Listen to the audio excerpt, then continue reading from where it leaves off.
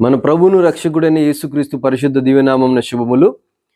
ప్రియదేవుని బిడ్డలారా, ఘనత, ఐశ్వర్యం, జీవం కావాలంటే మనం ఏం చేయాలి, అది ఎక్కడ దొరుకుతుంది అనే విషయాన్ని మనం నేర్చుకుందాం. సామెతల గ్రంథం 22వ అధ్యాయం 4వ వచనంలో, యెహోవాయందు భయభక్తులు కలిగి ఉంటే వినయమునకు మూలము, ప్రతిఫలము, ఐశ్వర్యము, ఘనతయు, జీవము దానివల్ల కలుగును అంటున్నాడు. దేవుని భయభక్తులు కలిగి ఉంటే ఐశ్వర్యం ఇస్తా అంటున్నాడు ప్రభు, ఘనతనిస్తా అంటున్నాడు ప్రభు, జీవాన్ని ఇస్తాను అంటున్నాడు.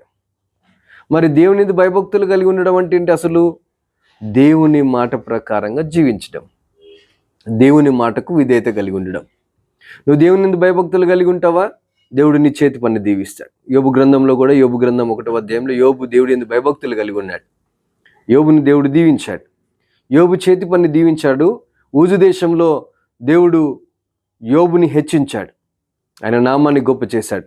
ప్రియదేవుని బిడ్డ, దేవుని భయభక్తులు కలిగి ఉండు, దేవుని మాట ప్రకారంగా జీవించు.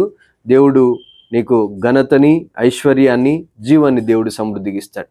ఉన్నటువంటి మాటలు మన ప్రాణాత్మ దేహంలో దేవుడు కార్యము జరిగించును గాక. God bless you.